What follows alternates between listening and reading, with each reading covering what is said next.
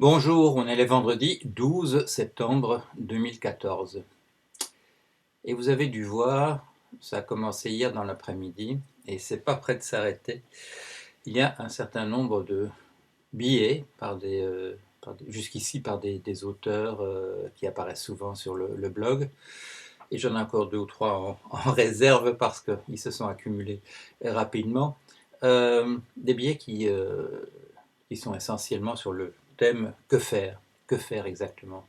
Ce qui a provoqué ça, ben, il n'y a pas de mystère, c'est la venue du gouvernement Valls 2. Pourquoi le gouvernement Valls 2? En quoi est-il représentatif des questions qu'on se pose? Eh bien, parce qu'il ne représente plus, vous le voyez dans les sondages, bon, les sondages, c'est pas tout dans la vie, mais c'est important quand même, il ne représente plus qu'une fraction tout à fait minime de l'opinion publique. Et c'était déjà le cas pour Valls premier. Bon, ce n'est pas une critique de M. Valls lui-même, encore qu'il ait une certaine responsabilité dans ce qui est dit par son gouvernement, mais il y a le champ se restreint. Le champ se restreint. Les ministres disent des choses qui sont de plus en plus incompréhensibles pour le reste de la population. Alors, moi j'ai tendance à dire ici que d'une certaine manière, les idées représentées sur le blog représentent les 80 et puis les 85% de gens qui comprennent plus ce que disent les ministres. Alors, je ne couvre pas tout l'éventail. Il y a un certain nombre de gens qui sont tout à fait, je dirais, déterminés dans des opinions racistes, sexistes, etc., etc. Bon, moi, je ne représente pas ces gens-là, vous l'avez vu ici. Sur une question récente en particulier, d'un livre dont la presse dit beaucoup de mal. Et bon, moi je ne considère pas que c'est un livre extraordinaire qui restera dans l'histoire, mais je considère que c'est un livre qui est représentatif de la manière dont on pense maintenant. Et Madame Trierweiler défend des opinions dont je suis sûr qu'une très grande partie de la population française, plus de la moitié certainement, est sûrement d'accord avec les idées qu'elle exprime sur le plan politique. Bon, ce n'est pas un livre de politique, c'est un livre de politique, je dirais, indirectement, davantage comme symptôme. Bon, moi, je ne m'identifie pas au projet de Mme Trierweiler dans son livre, mais je m'identifie d'une certaine manière à ce qu'elle dit, peut-être, je dirais, involontairement. J'allais dire inconsciemment, mais le mot n'est pas tout à fait exact d'un point de vue technique. Involontairement. Tout ça est représentatif. Alors, quel est le problème? Pourquoi est-ce qu'il y a cette agitation sur le blog? Eh bien, parce qu'il y a ce décollage, ce clivage entre ce qui est dit ici, sur le blog, et ce qui est dit par les ministres. Le discours des ministres est de plus en plus déconnecté de la réalité, il faut bien le dire. Il n'y en a aucun qui parle du fait qu'on paye des intérêts, que la croissance est nécessaire pour payer des intérêts, encore que ce soit inscrit dans le pacte de stabilité financière, donc c'est pas tellement, je dirais, éloigné de leurs préoccupations, c'est écrit dans des textes qui sont des textes qui ont valeur de loi au niveau européen, il suffirait de les lire, c'est écrit dans la règle d'or, ce que je viens de dire, que s'il faut de la croissance, c'est pas pour rendre les gens plus heureux, c'est parce qu'il faut payer des intérêts, c'est écrit noir sur blanc, donc il suffirait de le lire, de lire ce texte. Alors la question de l'emploi, ben, vous le savez, aucun ministre ne pose la question en termes de ce qui est dit ici, que l'emploi disparaît parce que nous avons voulu être remplacés par des machines, par la mécanisation, et que cette mécanisation est en train de devenir dramatique puisqu'on nous promet d'ici 30 ans que 50% des boulots qui existent encore aujourd'hui auront été remplacés par la machine.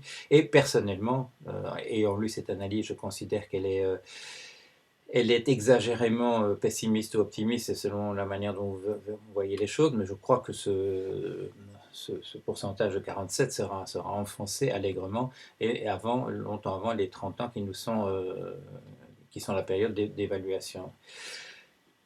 Alors on dit aux gens, vous l'avez entendu, c'est M. Attali qui l'a dit, c'est une question de courage personnel, c'est une question d'allant, si chacun retroussait ses manches, etc.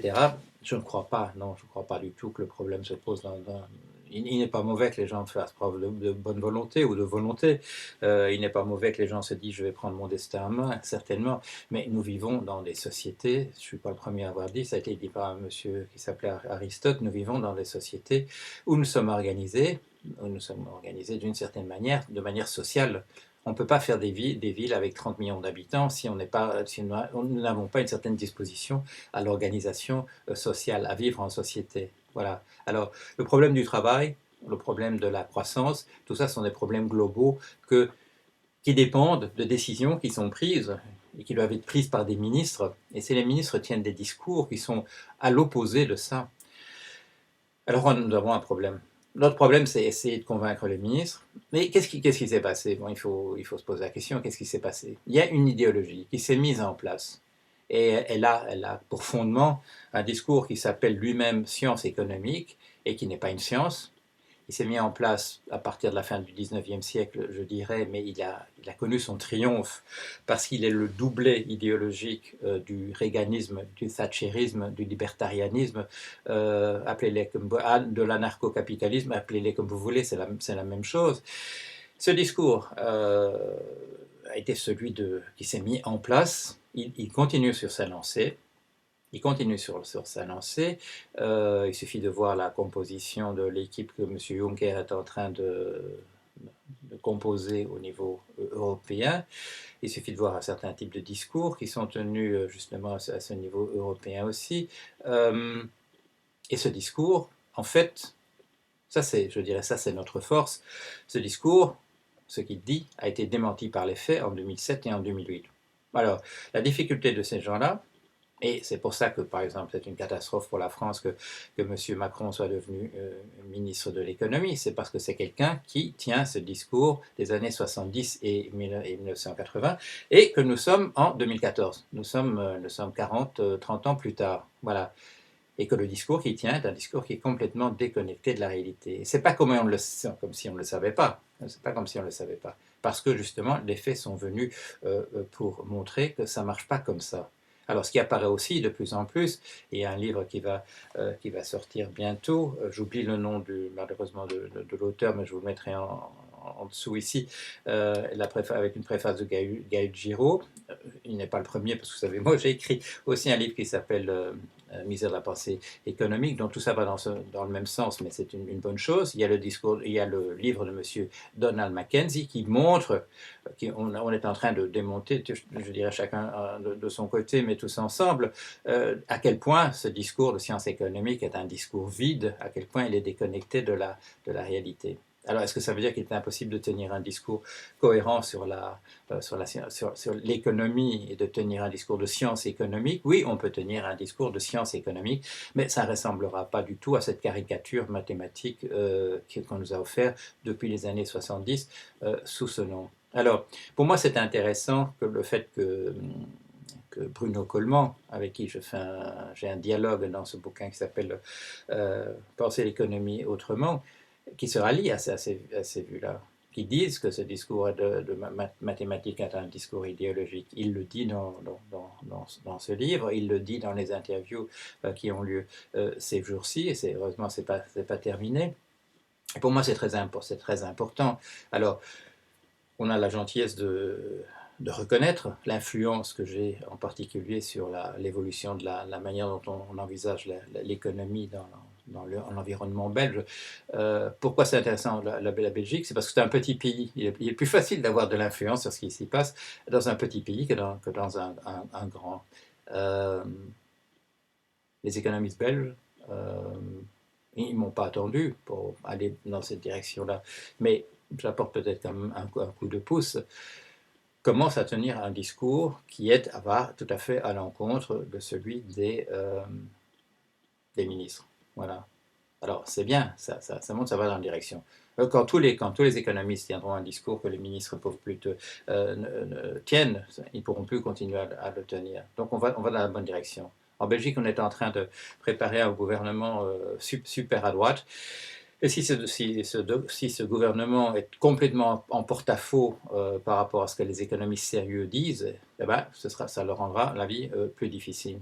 C'est déjà le cas en France où, je dirais effectivement, tous les économistes sérieux disent le contraire de ce que dit M. Macron. Ça ne lui facilite pas la tâche, ça ne facilite pas le gouvernement, mais c'est un signal envoyé à ceux qui nous dirigent en disant vous tenez un discours qui est de plus en plus décollé de la réalité et ce n'est pas par hasard si 85% de la population vous dit que tout ça ne tient pas debout. Alors, les billets qui apparaissent sur le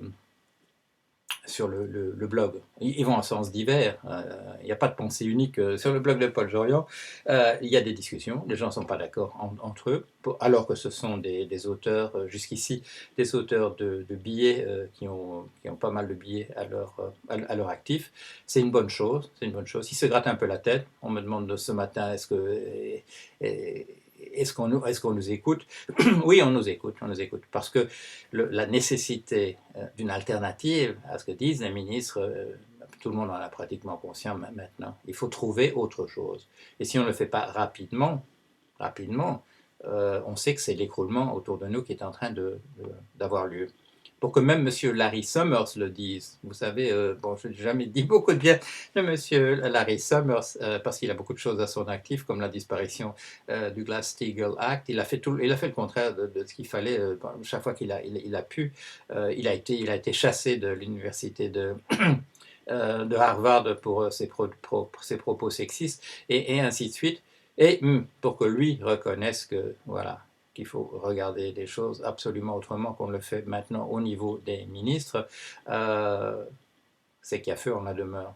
Alors, nous, on continue le débat ici, même en se grattant la tête parce que apporter les réponses, c'est pas évident, mais on continue. On veut être un centre de débat. On se pose aussi la question s'il y a autre chose qu'on devrait faire.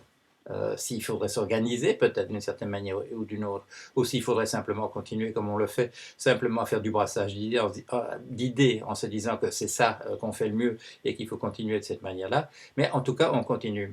Et le glissement des économistes, pour moi, c'est un bon signe. C'est un bon signe. Et chaque fois que l'occasion va m'être donnée d'avoir un débat avec Bruno Coleman, je ne la refuserai pas. Il y en a déjà 2 qui sont organisés.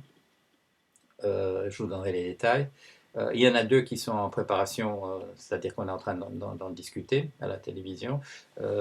Et on verra si ça se concrétise ou non. Mais de toute manière, ce débat continuera ici. Voilà. Allez, à la semaine prochaine.